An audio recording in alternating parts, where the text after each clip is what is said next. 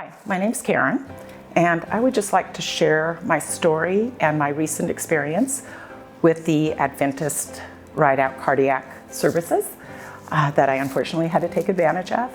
First of all, I think it's important to say that I'm not your usual patient. I think when I found out I had to have heart surgery, both myself, my doctors, my cardiologists, my family, we were all shocked. I try to eat healthy, I work out, I hike, I do yoga, but unfortunately I did have some genetic factors, and then there's that type A personality that I have. But I had started not feeling well, a lot of fatigue, some shortness of breath. Tests came back negative, didn't know really what was going on. Nobody really thought it could be heart because I was so healthy normally. But anyway, eventually got my cardiac workup, and even then we thought, there could be something, but it's probably something minor, Karen.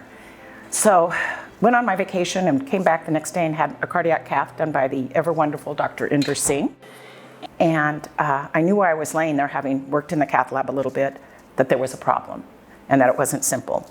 And sure enough, he said, I have some really bad news. You have extensive 4-vessel cardiac disease.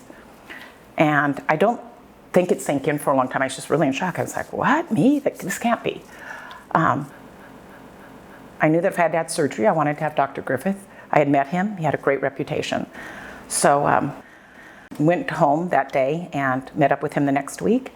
And on the Friday, December 4th at 5:30 in the morning, my husband dropped me off at the entrance of Rideout Hospital. And it was the height of COVID, so he couldn't come in. I was not allowed to have any visitors. But we had been told, you'll be in ICU for a day or two, on the floor for a couple days, and probably home by 5 days. So I gave him a big hug and said, don't worry, I'll see you in 5 days. And off I went. And I went to surgery, feeling very confident, but unfortunately I had a really rocky post-op period. I don't remember my first 3 or 4 days. I was in the CVICU for 5 days, and then an additional 10 days on 4 main, the cardiac floor. I do remember a few things from CVICU, and I remember some just really wonderful nurses.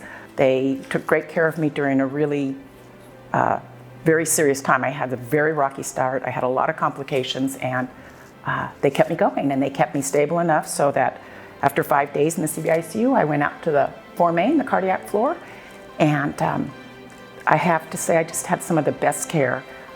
Everybody that came into my room, and you have to remember this was the height of COVID, we were short-staffed, but everyone took the time to be respectful.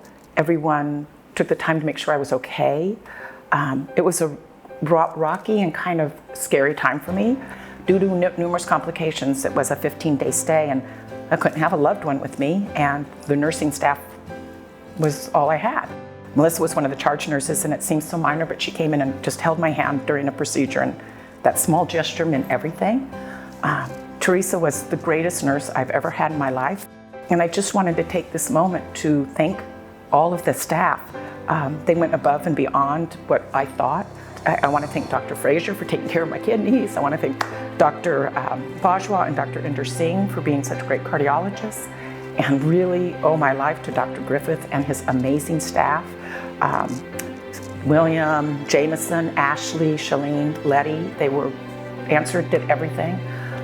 I really do think I wouldn't be here today if it wasn't for them, and I want to thank all of them, and I want them to know that I took cookies. They were worth so much more than cookies. They are all amazing.